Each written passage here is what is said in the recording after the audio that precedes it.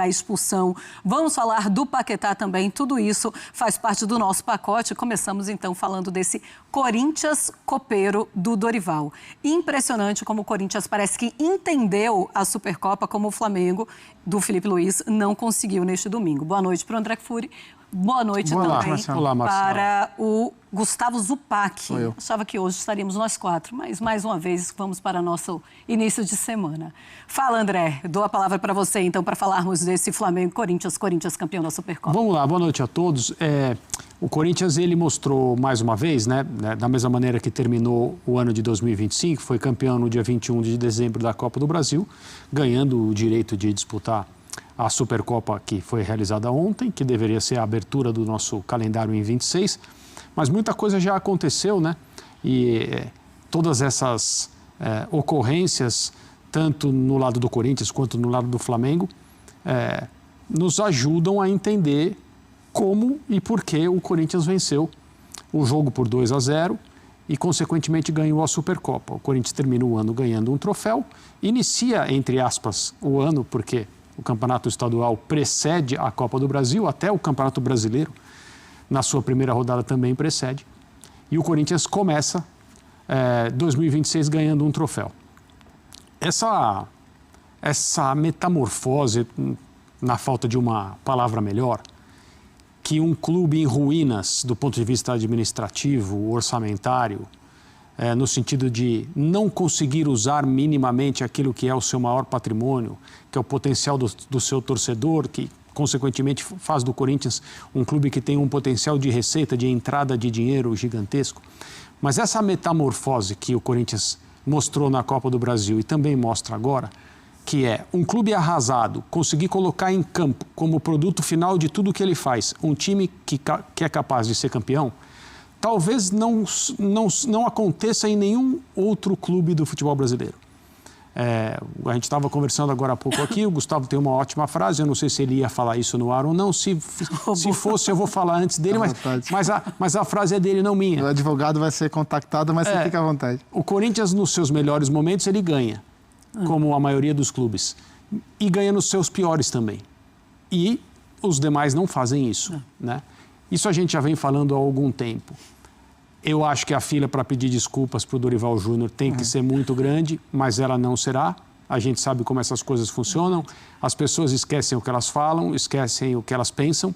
No pior momento da temporada passada, quando o clube estava envolvido no noticiário policial e o time de futebol pagava o preço, sofria as consequências, muita gente achou que a culpa era do Dorival. Apontou o dedo para ele, disse que não dava mais, tem que sair, não está conseguindo fazer o time jogar. Pouco tempo depois, transfer ban e tudo, o Corinthians foi campeão 2 vezes já. Sim. E é óbvio que o Dorival tem muito a ver com isso, em especial em jogos únicos, né? Decisões em jogo único como a de ontem, em que o planejamento que ele fez foi executado quase que à perfeição pelos jogadores. Era um planejamento que dependia da vigilância muito próxima dos jogadores mais criativos e perigosos do Flamengo. Os zagueiros do Corinthians trabalharam muito bem para conter o Pedro.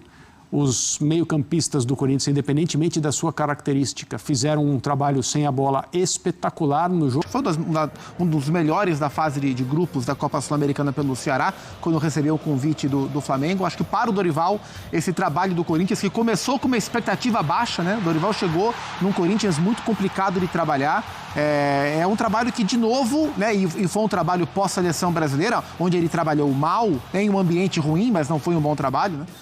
Mas é um trabalho que não sei quando vai acabar, mas o dia que acabar vai trazer assim, bons conceitos para o Dorival na carreira dele. Um trabalho de onde não se imaginava que a ambição seria ganhar troféus importantes e que ele está conseguindo, então ele tem muito mérito. O Dorival superou o Felipe Luiz ontem em estratégia, parte tática. O Corinthians superou o Flamengo em tudo ontem, né? Em mobilização, em estratégia, em parte tática, em tomada de decisão, em ambiente de arquibancada. Ontem foi um dia que o Corinthians superou o Flamengo em praticamente tudo. Na parte física também. Parte física também, porque assim, tem momentos, né, quando você é um time inferior ao outro e o elenco do Corinthians é inferior ao do Flamengo, não estou falando de grandeza, estou falando de qualidade técnica, você pode ganhar de diferentes formas. O Corinthians ganhou ontem sendo melhor em tudo. E essa é a narrativa, é a partir dessa narrativa que tem que se contar o que aconteceu ontem. O Corinthians superou o Flamengo em todos os âmbitos possíveis, dentro e fora de campo, para conquistar a Supercopa, que, em termos de tamanho, a Supercopa, o troféu da Supercopa, dentro da história do Corinthians, ela quer dizer muito pouco. É um troféu quase que irrelevante em importância dentro da história do Corinthians. Mas ela tem um valor, o que aconteceu ontem tem um valor muito grande para o momento que vive o Corinthians, né? Para o que o Corinthians vive e viveu nos últimos anos. E acho que 2024 foi o ano mais marcante do fundo do poço que o Corinthians bateu. Ter engatado esta sequência de Campeonato Paulista, de Copa do Brasil contra quem foi e de Supercopa contra quem foi, esta sequência como um todo, ela é muito importante para muita gente. Ela é muito importante para a torcida, e a gente vai falar da torcida, que ela é uma entidade que carrega o Corinthians em qualquer que seja o momento. Ela é muito importante para os jogadores que estão construindo uma relação de idolatria muito bonita, e eu achei esse um ponto importante a ser tocado, porque no ano passado, e no ano passado especialmente, se repetiu muito por aí, e eu respeito quem tem esse ponto de vista, eu tenho outro, de que o elenco do Corinthians escolhia jogos. E essa afirmação vinha com uma conotação negativa. Porque quando você fala que alguém escolhe jogo, você está questionando o comprometimento nos jogos que, a princípio, essa turma não escolhe. E isso até estimula um pensamento de um elenco vagabundo. Quem escolhe jogo não está tão comprometido. E eu acho que é o contrário. Assim, esse elenco do Corinthians, ele tem que ser lembrado pelas coisas boas que ele fez, não pelas coisas que ele não conseguiu fazer.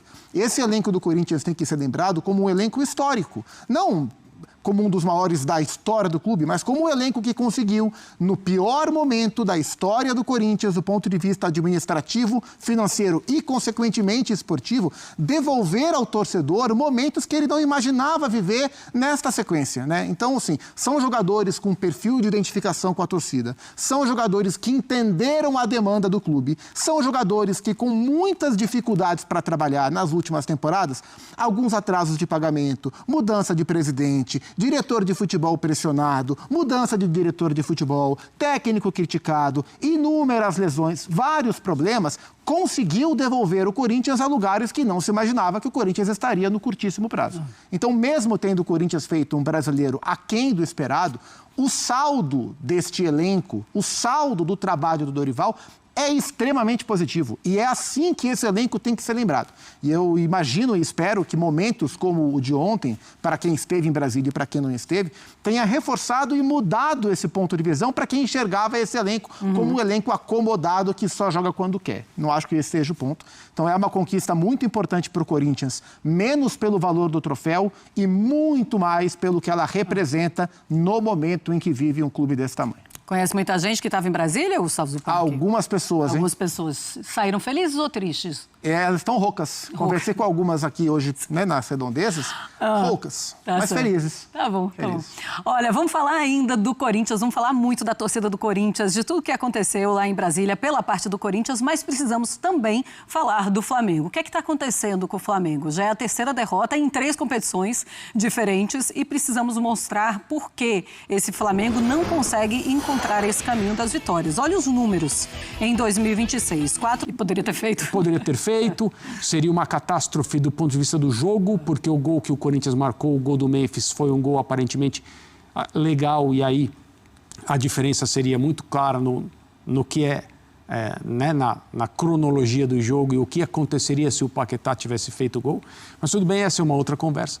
Mas uma derrota num jogo de título, outras 2 derrotas em outras competições, no final de janeiro, não podem significar que o Flamengo se transformou num time fraco em relação ao ano passado.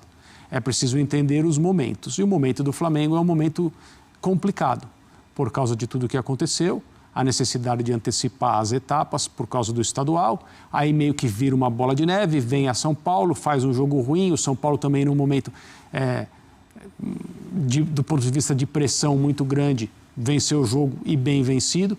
E ontem eu concordo com o Gustavo, o Flamengo foi superado pelo Corinthians principalmente na questão competitiva. Porque ninguém pode querer que, com os times que estavam em campo, o Corinthians enfrentasse o Flamengo de peito aberto, vamos ver quem fica com a bola, pode vir para cima que eu também vou. Não é assim. Mas ainda assim o Corinthians foi lá e foi marcar alto, né? Porque os exemplos têm mostrado, né? O Fluminense mostrou, em especial o Fluminense, os exemplos têm mostrado que neste momento o Flamengo é um time vulnerável a esse tipo de pressão. Não que os jogadores fiquem com medo de jogar, mas atrapalha, incomoda, descaracteriza o Flamengo. E a gente viu isso ontem. O Flamengo não conseguiu ser o time de futebol que nós estamos acostumados a ver. Momento de retomar o melhor nível, porque, de fato, até em termos de movimentação, pela toda a parte física, é um time mais previsível no manejo da bola, tem sido, do que foi na reta final do ano passado. Daqui a pouco vamos falar do Paquetá, que hoje foi apresentado oficialmente, mas vamos falar do Paquetá também, que perdeu um gol ali no finalzinho. Vamos falar do Carrascal, da expulsão do Carrascal, que foi polêmica também naquela volta do intervalo. Algo muito, muito esquisito, mas a expulsão que tá não, dentro. Né? A forma como foi conduzida. Sim, a expulsão não foi esquisita porque ele mereceu ser expulso. Justa. Inclusive, ele vai ser multado, tem uma história dessa em relação ao Carrascal da diretoria. A maneira como ele foi expulso na volta do intervalo, quando o Filipe Luiz conversa com o seu elenco durante o intervalo, achando que o Carrascal vai continuar e depois ele é expulso e ele não começa o segundo tempo. Quero falar sobre a torcida, falar um pouquinho sobre a mobilização da torcida do Corinthians. É algo impressionante, mais de 180 ônibus, era minutos de ônibus passando e eles estão em menor número lá no Mané Garrincha, mas fazem muito mais barulho. É uma torcida que comprou essa Supercopa, até pelo momento, também o que estava falando já o Gustavo Zupac, André? É uma torcida que entende o time de futebol e é uma relação atual, né? Eu estou falando do momento atual que o clube vive.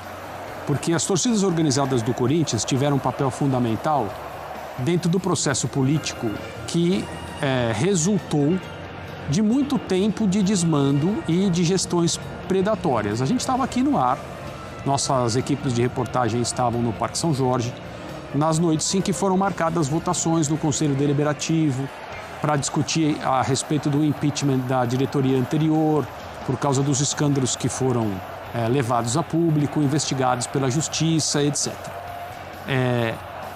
Quando as torcidas organizadas de qualquer clube praticam violência ligada ao futebol, a gente critica, a gente é muito veemente nesse tipo de coisa aqui, a gente sempre fala e sempre vai falar. No momento em que grupos de torcedores organizados participam ativamente da vida política de um clube, no sentido de proteger esse clube, é preciso entender o papel que essas organizações fazem, sem achar que se transformaram em anjos de uma hora para outra, sim, mas respeitando e conseguindo analisar objetivamente qual foi o resultado da ação delas. E quando isso se passa, por mais que o clube esteja num momento absolutamente sofrível, inaceitável do ponto de vista administrativo, um gigante como é o Corinthians, um clube dessa magnitude, não ter um time que represente esse tamanho todo, isso só pode acontecer com uma gestão muito mal feita. Mal feita é elogio para as gestões que o Corinthians teve recentemente, porque elas foram muito piores do que apenas mal feitas. Mas quando isso acontece e a torcida se sente parte do que está acontecendo, mesmo que num buraco tão profundo como o do clube nesse momento, existe uma relação diferente nos instantes que são decisivos.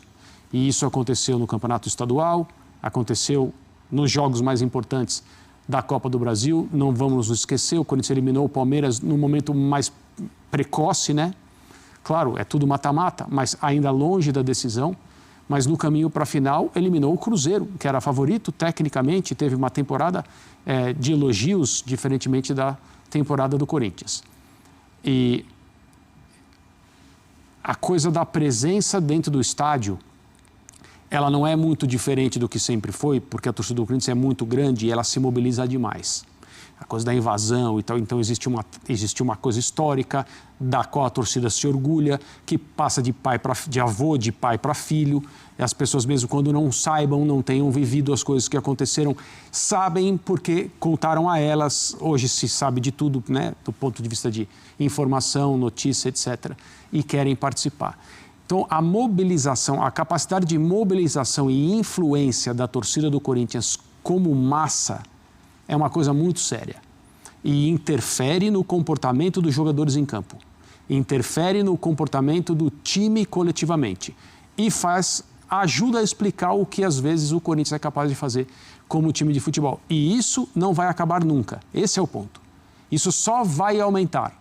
Porque as pessoas que estiveram no Mané Garrincha ontem, elas saíram de lá, os corintianos, se sentindo parte da conquista. Porque não foram observar, foram interferir, do ponto de vista que um torcedor pode fazer isso. E aí o tipo de relação é completamente outro, porque os jogadores sentem, os treinadores que por ali passaram também sentem. E as pessoas se sentem muito participantes de um processo e de um movimento que termina muito bem, né? No caso da Copa do Brasil e da Supercopa.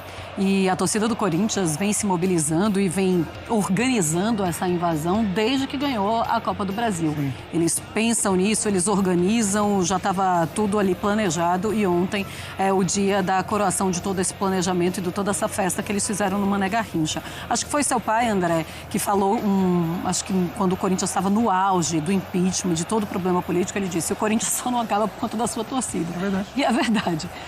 O Corinthians, ele só não fechou as portas ainda porque ele tem esse... É isso. E se a torcida do Corinthians, a gente pega a organizada, né, os gaviões como simbologia, mas se estende às outras organizadas e ao torcedor chamado comum.